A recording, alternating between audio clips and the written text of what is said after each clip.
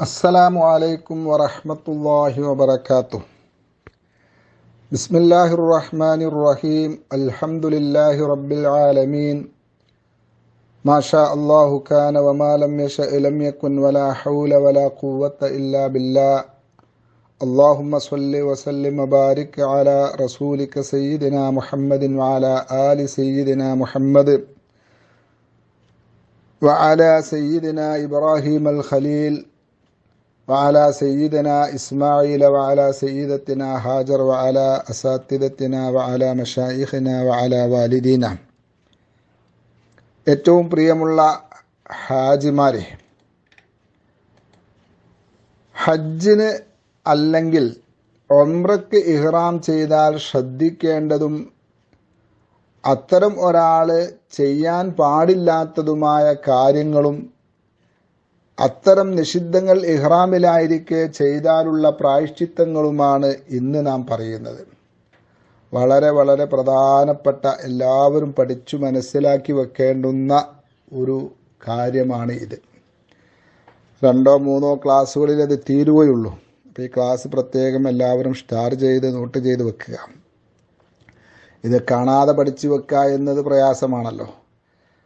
പക്ഷേ നാം ഇഹ്റാമിലായിരിക്കെ ഇത്തരം വല്ല കാര്യങ്ങളും നമ്മിൽ നിന്ന് വന്നു പോയാൽ എന്ത് ഫിദിയയാണ് നൽകേണ്ടത്, എങ്ങനെയാണത് നൽകേണ്ടത്, എവിടെയാണ് അത് നൽകേണ്ടത് എന്നൊക്കെ ആ സമയത്ത് നമുക്ക് കേട്ട് മനസ്സിലാക്കാൻ പറ്റും. ഒരു വിഷയത്തിൽ നാം പെടുമ്പോഴാണ് അതിനെക്കുറിച്ച് അറിഞ്ഞാൽ അത് മനസ്സിൽ നിൽക്കാം.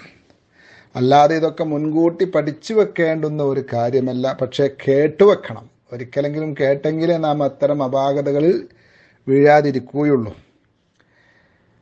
ഹജ്ജിൽ അല്ലെങ്കിൽ ഉംറയിൽ വാജിബായ വല്ല കാര്യങ്ങളിലും ഉപേക്ഷ വരുത്തുന്നത് കൊണ്ടോ അല്ലെങ്കിൽ ഇഹ്റാമിലായിരിക്കെ ചെയ്യാൻ പാടില്ലാത്ത നിഷിദ്ധമായ വല്ല കാര്യങ്ങളും ചെയ്യുന്നത് മൂലമോ ആണ് ഫിദിയ നിർബന്ധമാവുക. മനസ്സിലായല്ലോ?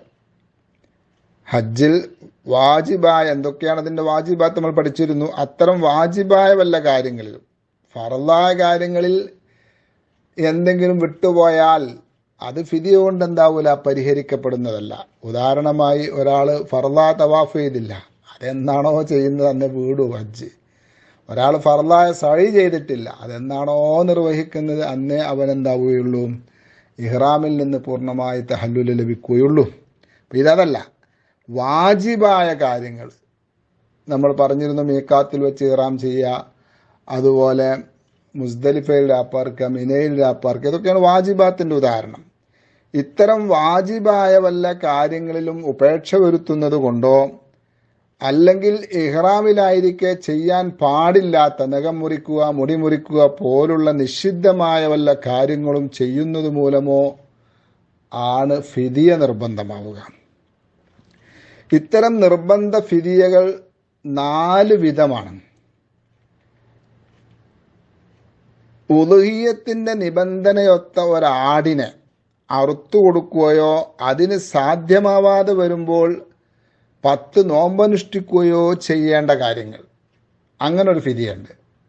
അഥവാ ഒന്നിരിക്കൽ ഉളുഹിയ്യത്തിന്റെ നിബന്ധനയൊത്ത ഒരാടിനെ അറുത്ത് വിതരണം ചെയ്യുക. അതിന് സാധിക്കാതെ വരുമ്പോൾ 10 നോമ്പ് അനുഷ്ഠിക്കുക. ഈ ഫിദിയ നിർബന്ധമാവുക 9 കാര്യങ്ങൾക്കാണ്. ഹജ്ജിലായിരിക്കെ ഇഹ്റാമിലായിരിക്കെ 9 കാര്യങ്ങൾ ചെയ്താൽ ഇപ്പറഞ്ഞ ഫിദിയ. അതെന്താണ്? ഒന്നിരിക്കൽ ആടിന് അറുത്തു കൊടുക്കുക, അത് കഴിയാതെ വരുമ്പോൾ മാത്രം 10 നോമ്പ് അനുഷ്ഠിക്കുക. ഏതൊക്കെയാണ് ആ കാര്യങ്ങൾ? ആ 9 കാര്യങ്ങളിൽ ഒന്നാമത്തെ കാര്യം, തമത്തുആയി ഹജ്ജിന് ഇഹ്റാം ചെയ്തവർക്കാണത് നിർബന്ധമാവുക. എന്താണ് തമത്തു എന്ന് നാം മുമ്പ് വിശദമായി പറഞ്ഞിട്ടുണ്ട്. അഥവാ ഹജ്ജ് മാസങ്ങളിൽ തൻ്റെ മീഖാത്തിൽ വെച്ച് ഉംറയ്ക്ക് ഇഹ്റാം ചെയ്ത് വിശുദ്ധ മക്കയിൽ ചെന്ന് ഉംറ നിർവഹിക്കുകയും പിന്നീട് അതേ വർഷം ദുൽഹജ്ജ് മാസം 7-നോ 8-നോ ഒക്കെ മക്കയിൽ വെച്ച് ഹജ്ജിന് ഇഹ്റാം ചെയ്ത് ഹജ്ജ് ചെയ്യുന്നതിനെ കുറിച്ചാണ് തമത്തുആയി ഹജ്ജ് ചെയ്യുക എന്ന് പറയുന്നത്. അങ്ങനെ ഹജ്ജ് ചെയ്തയാൾക്ക് ഈ ഫിദിയ നിർബന്ധമാകും. കാരണം അവൻ ഉംറക്ക് മാത്രമേ തൻ്റെ മീക്കാത്തിൽ വെച്ച് ഇഹ്റാം ചെയ്തുള്ളൂ. ഹജ്ജിനും അവിടെ വെച്ച് ഇഹ്റാം ചെയ്യേണ്ടിയിരുന്നു. ആ മീക്കാത്ത് ലാഭിച്ചത് കൊണ്ട് ഫിദിയ കൊടുക്കണം. പക്ഷേ ഹജ്ജ് മാസങ്ങളിൽ ഇവനിങ്ങനെ ഉംറക്ക് വന്നു, ഇഹ്റാം ചെയ്തു വന്നു, മക്കത്ത് വെച്ച് ഉംറ ചെയ്തു, തഹല്ലുലായി. പിന്നെ എത്ര ഉംറ ചെയ്താലും ഫിദിയ വർദ്ധിക്കുകയില്ല. ഒരു ഫിദിയ തന്നെ നിർബന്ധമുള്ളൂ, ഒരു ഫിദിയ മാത്രമേ വേണ്ടൂ. അഥവാ ഉദുഹിയത്തിൻ്റെ നിബന്ധനയത്ത ഒരാടിനെ വാങ്ങി ഇങ്ങനെ ആരെങ്കിലും ചെയ്താൽ, അഥവാ തൻ്റെ നാട്ടിൽ നിന്ന് ഉംറക്ക് ഇഹ്റാം ചെയ്ത് വരികയും ഹജ്ജ് മാസങ്ങളിൽ ഉംറക്ക് ഇഹ്റാം ചെയ്ത് വരികയും എന്നിട്ട് മക്കത്ത് തങ്ങുകയും മക്കത്ത് വെച്ച് ഹജ്ജ് ചെയ്യുകയും ചെയ്താൽ, ഉളുഹിയത്തിൻ്റെ നിബന്ധനയൊത്ത ഒരാടിനെ വാങ്ങി വിശുദ്ധ ഹറം പരിധിയിൽ വെച്ച് അറവ് നടത്തി ഹറം പരിധിയിലുള്ള മിസ്കീന്മാർക്ക് പൂർണ്ണമായും ദാനം ചെയ്യണം. അതിൽ നിന്നൊരൽപ്പം പോലും അവന് തിന്നാൻ പാടില്ല. തോലോ മറ്റോ ഒന്നും എടുക്കാനോ വിൽപ്പന നടത്താനോ പാടില്ല. അതുപോലെ അവൻ ചെലവ് കൊടുക്കൽ നിർബന്ധമായവർക്കും അതിൽ നിന്ന് ഭക്ഷിപ്പിക്കാൻ പാടില്ല. ഇവിടെ കുറച്ച് കാര്യങ്ങൾ നാം മനസ്സിലാക്കി വെക്കേണ്ടതുണ്ട്. അത് പല ഫിദിയകളുമായി ബന്ധപ്പെട്ടതാണ്. എല്ലാവരും അത് നന്നായി മനസ്സിലാക്കുക. അത് മനസ്സിലാക്കി വെച്ചാൽ പിന്നെ ബാക്കിയുള്ള കാര്യങ്ങളൊക്കെ ഈസിയാവും. മറ്റുള്ള എല്ലാ ഫിദികൾക്കും ഇത് ബന്ധപ്പെട്ടതുമാണ്, അധിക ഫിദികൾക്കും. ഒന്നാമതായി, തമത്തുവായി ഇഹ്റാം ചെയ്തവന് അറവ് നിർബന്ധമാവണമെങ്കിൽ 4 നിബന്ധനകളൊത്ത് വരണം. എന്തൊക്കെയാണത്? 1, അവൻ മക്ക നാട്ടുകാരനാവാതിരിക്കണം. അഥവാ സൗദി നാഷണാലിറ്റി ഉള്ളവനാണെങ്കിൽ, ഇന്നത്തെ കാലത്ത് നമുക്ക് അങ്ങനെ പറയാൻ എളുപ്പം, സൗദി നാഷണാലിറ്റി ഉള്ള ഒരാളാണെങ്കിൽ അവന് ഈ അറവ് നിർബന്ധമില്ല. മക്കക്കാരനാണ്, അവൻ സൗദി ആണ് എങ്കിൽ അവന് അറവ് നിർബന്ധമില്ല. നമ്മെക്കുറിച്ച് ആ നാട്ടുകാരെന്ന് പറയില്ല, മുഖീമ് എന്നാണ് അറബിയിൽ പറയുക. പ്രവാസി, റെസിഡൻസ് എന്നൊക്കെ നമ്മൾ പറയുന്ന അതിനെക്കുറിച്ചാണ് മുഖീമ് എന്ന് പറയാം. തിരിച്ചു ഒരു നാൾ നാട്ടിലേക്ക് പോകുമെന്ന നീയത്തോടെ പതിറ്റാണ്ടുകൾ ഒരു സ്ഥലത്ത് നമ്മൾ നിന്നാലും നമ്മെക്കുറിച്ച് ആ നാട്ടുകാരെന്ന് പറയില്ല. നമ്മൾ ബോംബെയിലോ മറ്റെവിടെയെങ്കിലുമൊക്കെ പോയി നിന്നു 40-50 വർഷമാണ്. പക്ഷെ ഒരു കാര്യത്തിൽ നമ്മൾ എന്ത് ചെയ്യും? തിരിച്ച് നമ്മുടെ കേരളത്തിൽ നമ്മുടെ നാട്ടിലേക്ക് എത്തും, അല്ലെങ്കിൽ സൗദിയിൽ പോയി നിന്നു, അല്ലെങ്കിൽ മറ്റേതെങ്കിലും UAE പോയി നിന്നു. തിരിച്ച് ഇന്നല്ലെങ്കിൽ നാളെ നാട്ടിലേക്ക് പോകണം എന്ന് നിയ്യത്ത് നമുക്കുണ്ടോ? നമ്മെ നമ്മുടെ നാട്ടുകാരനായിട്ടാണ് പരിഗണിക്കുക, ആ നിൽക്കുന്ന നാട്ടുകാരനായി പരിഗണിക്കുന്നതല്ല. ഒന്നാമത്തെ നിബന്ധന, തമത്തുവായി ഇഹ്റാം ചെയ്യുന്നവൻ മക്കക്കാരനാവാതിരിക്കണം. ഇനി രണ്ടാമത്തെ നിബന്ധന എന്താ? അവൻ ഉംറക്ക് ഇഹ്റാം ചെയ്തത് ഹജ്ജ് മാസങ്ങളിലാവണം. നമ്മൾ പറഞ്ഞിരുന്നു ഷവ്വാല്, ദുൽഖഅദ്, ദുൽഹിജ്ജ 10 ദിവസങ്ങൾ. ഈ സമയത്തിലായിരിക്കണം അവൻ ഉംറ ചെയ്തത്. ഒരാൾ റമദാനിൽ ഉംറക്ക് ഇഹ്റാം ചെയ്തു, മക്കത്തേക്ക് പോയി, എന്നിട്ട് ഉംറ ചെയ്തു, അവിടെ കൂടിയവൻ തിരിച്ച് പോകുന്നില്ല. പിന്നീട് അവന് ഹജ്ജ് മാസം, റമദാനിലാണ് ഇപ്പോൾ അവൻ ഉംറ ചെയ്തത്, പിന്നെ ഹജ്ജ് മാസം പിറന്നതിന് ശേഷം അവൻ ഉംറ ചെയ്തിട്ടുമില്ല. അങ്ങനെ ഹജ്ജിൻ്റെ സമയമായപ്പോൾ അദ്ദേഹം ഹജ്ജ് ചെയ്താൽ അവന് ഫിദിയ നിർബന്ധമാവില്ല. അവനെക്കുറിച്ച് തമത്തു എന്ന് പറയുകയുമില്ല. അവൻ ചെയ്ത ഇഹ്റാമിനെ കുറിച്ച് തമത്തു എന്നോ അവനെക്കുറിച്ച് മുത്തമത്തി എന്നോ പറയുകയില്ല. അപ്പം രണ്ടാമത്തെ നിബന്ധന എന്താണ്? അവൻ ഉംറക്ക് ഇഹ്റാം ചെയ്തത് ഹജ്ജ് മാസങ്ങളിലാവണം. മൂന്നാമത്തെ നിബന്ധന എന്താ? അവൻ ഉംറക്ക് ഇഹ്റാം ചെയ്ത മീഖാത്തിലേക്കോ തത്തുല്യ ദൂരത്തേക്കോ അതുമല്ലെങ്കിൽ ദൂരെ ദിക്കുകളിൽ നിന്ന് വരുന്നവരുടെ മീഖാത്തുകളായ ദുൽഹുലൈഫ, ഖർനുൽ മനാസില്, ദാത്തു ഇർക്ക്, യലംലം, പിന്നെ അതൊന്നും കൂടെ അല്ല, ജുഹ്ഫ പോലുള്ള മീഖാത്തുകളിലേക്കോ അതുമല്ലെങ്കിൽ വിശുദ്ധ മക്കയിൽ നിന്ന് 132 കിലോമീറ്റർ ദൂരത്തേക്കോ തിരിച്ചുപോയി ഹജ്ജിന് ഇഹ്റാം ചെയ്യാതിരിക്കണം. അങ്ങനെ പോയി ഇഹ്റാം ചെയ്താൽ അവനും അറവിൽ നിന്ന് ഒഴിവാകും. അവൻ്റെ പേര് മുത്തമത്തി എന്ന് തന്നെയാണ്, പക്ഷേ അവൻ അറവ് കൊടുക്കണം. അവൻ മീക്കാത്ത് ലാഭിക്കുക എന്ന് പറഞ്ഞ പ്രശ്നം വരുന്നില്ല. അപ്പോൾ എവിടേക്ക് പോയാൽ മതി? നമ്മൾ ഇഹ്റാം ചെയ്യാതെ വിട്ടുകിടക്കുന്ന സ്ഥലത്ത് അതേ മീക്കാത്തിലേക്കോ അല്ലെങ്കിൽ അതിലും കൂടുതൽ ദൂരമുള്ള മീക്കാത്തിലേക്കോ തത്തുല്യ ദൂരത്തേക്കോ പോകണമെന്നാ. ഇവിടെ അത് വേണ്ട. ഇവിടെ ഏതെങ്കിലും പുറത്തു നിന്ന് വരുന്ന ഒരാളുടെ മീക്കാത്തിലേക്ക് പോയാൽ മതി. നമ്മൾ ദുൽഹുലൈഫ, കർനുൽ മനാസിൽ, അതുപോലെ ജുഹ്ഫ പോലൊക്കെയുള്ള മക്കത്തേക്ക് ഏറ്റവും അടുത്ത മീക്കാത്തുകളാണ് കർനുൽ മനാസിലും ദാത്ത് ഇർക്കും. ഇങ്ങനെ ഏതെങ്കിലും ഒരു മീക്കാത്തിലേക്കോ ജംഉം കസുറും അനുവദനീയമാകുന്ന 132 കിലോമീറ്റർ ദൂരത്തേക്കോ പോയി ഇഹ്റാം ചെയ്ത് വന്നാൽ അവനും എന്താവും? തമത്തു എന്ന് പറയുമെങ്കിലും അവൻ അറവ് കൊടുക്കേണ്ടതില്ല. ഈ 132 കിലോമീറ്റർ ദൂരത്തേക്ക് പോകുന്ന അല്ലെങ്കിൽ മീക്കാത്തിലേക്കൊക്കെ പോകുന്ന സമയത്ത് അവിടെ തന്നെ നിന്ന് ഇഹ്റാം ചെയ്യണമെന്നില്ല. അവിടെ മക്കത്ത് വെച്ച് ഇഹ്റാം ചെയ്ത് കുളിച്ച് ഇഹ്റാമൊക്കെ ചെയ്ത് അത്രയും സ്ഥലത്തേക്ക് ദൂരത്തേക്ക് പോയി തിരിച്ചു വന്നാലും മതി. ഇതാണ് മൂന്നാമത്തേത്. അഥവാ ഉംറക്ക് ഇഹ്റാം ചെയ്ത മീക്കാത്തിലേക്കോ തത്തുല്യ ദൂരത്തിലേക്കോ അല്ലെ മറ്റ് ആഫാക്കിയുടെ മീക്കാത്തിലേക്കോ തിരിച്ചു പോയി വരാതിരിക്കണം, ഇഹ്റാം ചെയ്ത് വരാതിരിക്കണം. നാലാമത്തെ നിബന്ധന എന്താ? ഈ തമത്തുവിന്റെ ഫിദിയ നിർബന്ധമാവാൻ അതേ വർഷം തന്നെ ഹജ്ജ് ചെയ്യുകയും വേണം. ഒരാൾ ഹജ്ജ് മാസത്തിൽ ഉംറ ചെയ്തതൊക്കെ ഹജ്ജ് മാസത്തിൽ തന്നെ അങ്ങനെ മക്കത്ത് കഴിച്ചു കൂട്ടി. പക്ഷെ അദ്ദേഹം ഹജ്ജിന്റെ സമയമായപ്പോൾ ഹജ്ജ് ചെയ്തിട്ടില്ല, മക്കത്ത് ജോലിയിലാണ്, ഹജ്ജിന് അദ്ദേഹം പോയിട്ടില്ല. എന്നാൽ അദ്ദേഹം ഫിദിയ കൊടുക്കുകയും വേണ്ട. അദ്ദേഹം ഹജ്ജ് മാസങ്ങൾ ഉംറ ചെയ്തിട്ടുണ്ട്, പക്ഷെ എന്ത് ചെയ്തിട്ടില്ല? ഹജ്ജ് ചെയ്തിട്ടില്ല. അപ്പൊ അതേ വർഷത്തിൽ ഹജ്ജും ചെയ്യണം. ഇനി അദ്ദേഹം എന്ത് ചെയ്തു? അങ്ങനെ അവിടെ കൂടി പിറ്റത്തെ വർഷം അദ്ദേഹം ഹജ്ജ് ചെയ്തു, ഫിദിയ നിർബന്ധമുണ്ടോ? ഇല്ല. അപ്പൊ അതേ വർഷം എന്ത് ചെയ്യണം? ഹജ്ജ് ചെയ്യണം. അപ്പൊ ഇത്രയും 4 നിബന്ധനകൾ ഉണ്ടെങ്കിലേ മുത്തമത്തിയായ ആളുകൾക്ക് ഫിദിയ നിർബന്ധമാവുകയുള്ളൂ. ഇനി തമത്തുവുമായി അല്ലെങ്കിൽ തമത്തുവിന്റെ ഫിദിയുമായി ശ്രദ്ധിക്കേണ്ട ഒന്നാമത്തെ കാര്യമാണ് ഇപ്പൊ നമ്മൾ പറഞ്ഞത്, 4 നിബന്ധനകൾ. ഇനി രണ്ടാമത്തെ കാര്യം എന്താ? ഈ അറവിന്റെ സമയമാണ്. എപ്പോഴാണ് നിർബന്ധമാവുക, ഏതുവരെ അതിന്റെ സമയമുണ്ടാകും എന്നതൊക്കെയാണ് ഇനി നാം ശ്രദ്ധിക്കേണ്ടത്.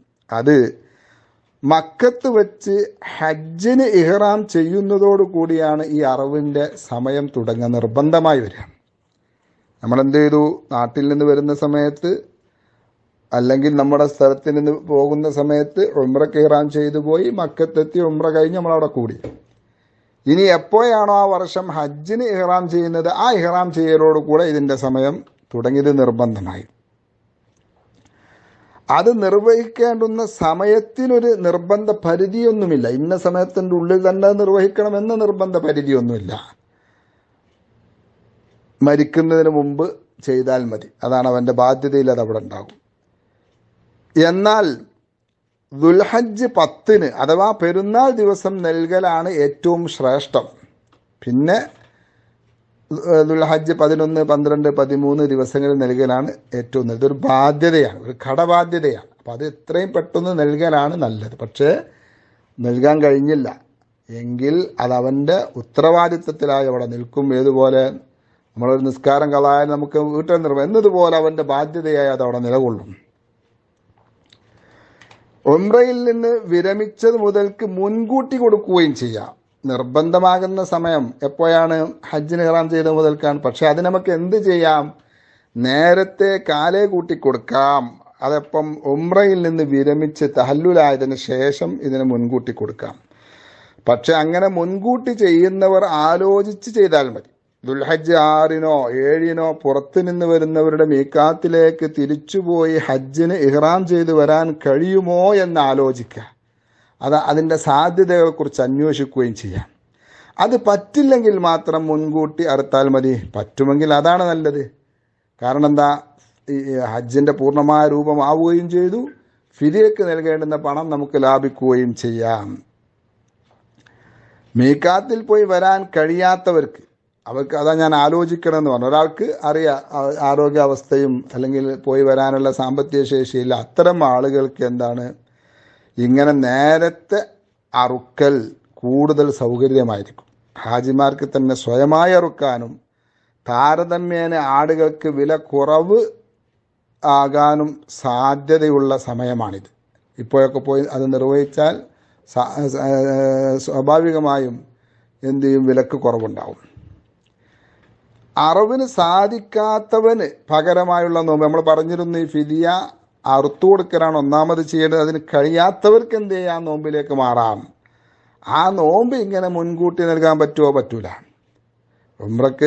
ഉംറയിൽ നിന്ന് തഹല്ലുലായത് മുതൽക്ക് അറവ് നടത്തൽ അനുവദനീയമാണെങ്കിലും എന്ത് പറ്റൂല? നോമ്പ് കാലേ കൂട്ടി നോൽക്കാൻ പറ്റുകയില്ല. നോമ്പ് ഹജ്ജിന് ഇഹ്റാം ചെയ്തതിന് ശേഷമേ പറ്റൂ. അതിന്റെ സമയവും രൂപമൊക്കെ നമുക്ക് പിന്നീട് പറയാം. മൂന്നാമതായി ഈ ഫിദിയയിൽ, തമത്തുവിന്റെ ഫിദിയയിൽ ശ്രദ്ധിക്കേണ്ട കാര്യം, ഇത് അറുക്കേണ്ട സ്ഥലമാണ്. അതെവിടെയൊക്കെ അറുക്കാം? ഈ ഫിദിയ അറുക്കേണ്ടത് പരിശുദ്ധ ഹറമിന് ഉള്ളിലാണ്. ഞാൻ നേരത്തെ പറഞ്ഞിരുന്നു 10-25 കിലോമീറ്റർ ചുറ്റളവുള്ള സ്ഥലമാണ് ഹറം.